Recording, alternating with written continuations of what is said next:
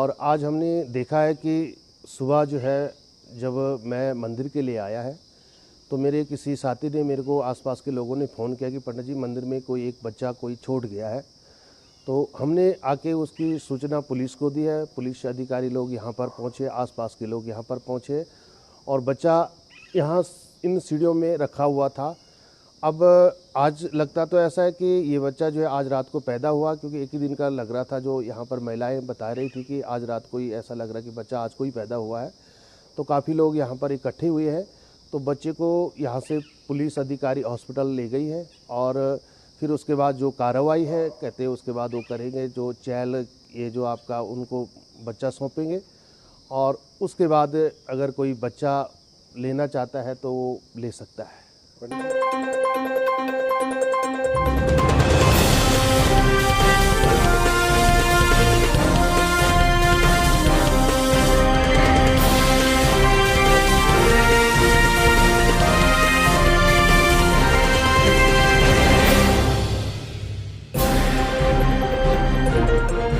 लगातार हो रही माइनिंग के चलते ग्रामीणों ने रत्ता नदी के आसपास ठीकरी पहरे लगा रखे हैं, जिस पर तैनात लोग रत्ता खड्ड में अवैध खनन रोकने गए तो खनन माफिया ने उनके साथ धक्का मुक्की की।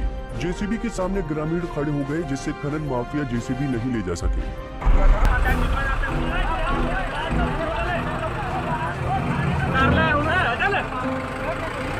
ग्रामीणों का कहना है कि इन माइनिंग माफियाओं ने रत्ता खड्ड को 10 फीट से भी ज्यादा नीचे को खोद दिया है।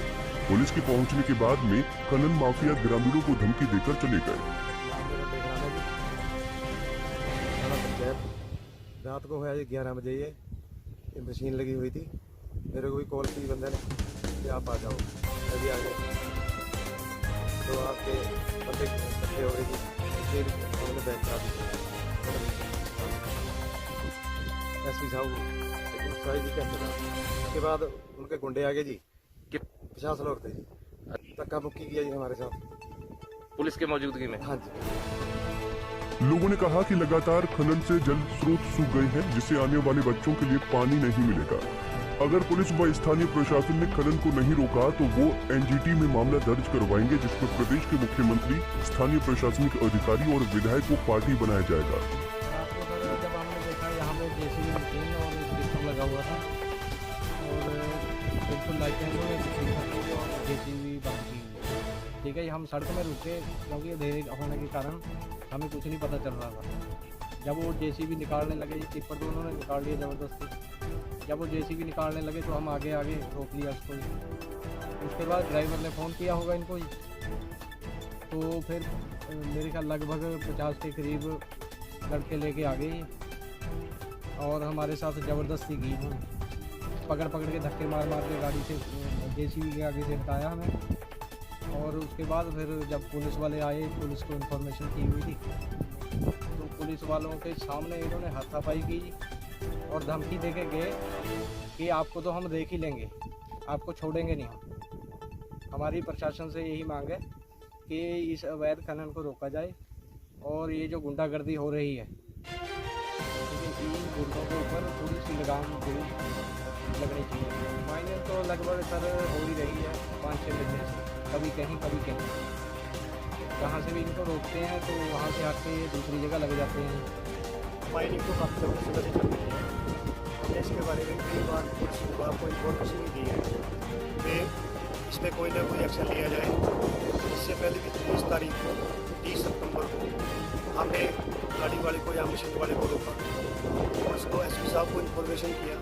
एसपी साहब तक जब तक पुलिस पहुंची 1 घंटे बाद, तब तक वो मशीन और टिप्पर लेके पार्क किए। उसके बाद कल रात को जो घटना हुई है उसके बारे में, कल हमने 11 बजे रात्रि यहाँ पे मशीन और टिप्पर लगे हुए थे।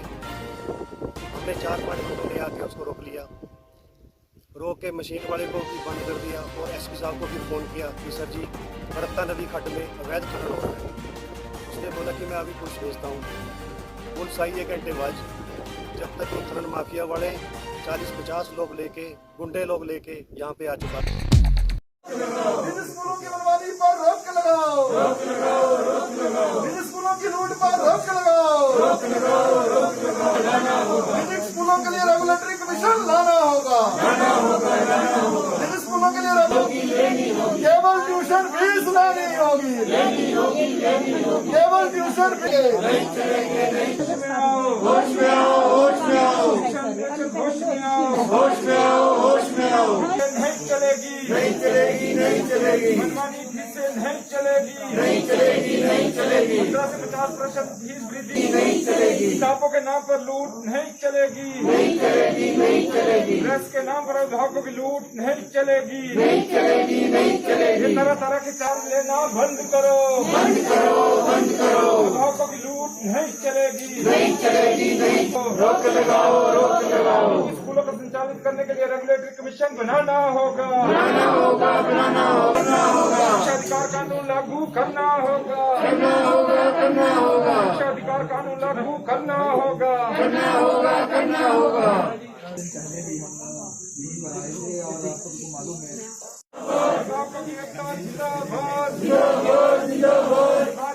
नहीं चलेगी नहीं चलेगी नहीं चलेगी नहीं चलेगी नहीं चलेगी नहीं चलेगी नहीं चलेगी नहीं चलेगी लेकिन काफी लंबे समय को यहाँ पर शिक्षा निदेशालय विज्ञापन हमने और ये मांग स्कूलों को संचालित करने तुरंत ये ठोस कार्रवाई बहुत ज्यादा बच्चे पढ़ रहे हैं स्कूलों में 10 लाख से ज्यादा छात्र अभिभावक जिंदाबाद शिक्षा विभाग होश में आओ होश में आओ होश में आओ होश में आओ स्कूलों की मनमानी नहीं चलेगी नहीं चलेगी नहीं चलेगी स्कूलों की मनमानी नहीं चलेगी नहीं चलेगी नहीं चलेगी भारी फीसें नहीं चलेगी नहीं चलेगी नहीं चलेगी भारी फीसें नहीं चलेगी नहीं चलेगी नहीं चलेगी छात्र अभिभावक जिंदाबाद जिंदाबाद जिंदाबाद छात्र अभिभावक जिंदाबाद जिंदाबाद जिंदाबाद निजी स्कूलों की मनमानी नहीं चलेगी नहीं चलेगी नहीं चलेगी निजी स्कूलों की मनमानी नहीं चलेगी नहीं चलेगी नहीं चलेगी अभिभावक की लूट नहीं चलेगी नहीं चलेगी नहीं चलेगी अभिभावक की लूट नहीं चलेगी नहीं चलेगी नहीं चलेगी भारी फीसें नहीं चलेगी नहीं चलेगी नहीं चलेगी भारी फीसें नहीं चलेगी नहीं चलेगी नहीं चलेगी केवल ट्यूशन फीस लेनी होगी लेनी होगी लेनी होगी केवल ट्यूशन फीस लेनी होगी लेनी होगी लेनी होगी छात्र अभिभावक जिंदाबाद जिंदाबाद जिंदाबाद छात्र अभिभावक जिंदाबाद जिंदाबाद जिंदाबाद भारी फीसें नहीं चलेगी नहीं चलेगी नहीं चलेगी निजी स्कूलों की मनमानी नहीं चलेगी नहीं चलेगी नहीं चलेगी शिक्षा विभाग होश में आओ होश में आओ होश में आओ निजी स्कूलों की मनमानी पर रोक लगाओ जिंदाबाद जिंदाबाद जिंदाबाद भारी फीसें नहीं चलेगी नहीं चलेगी नहीं चलेगी हमसे जुड़े रहने के लिए हमारे YouTube चैनल को सब्सक्राइब करें और नई वीडियो की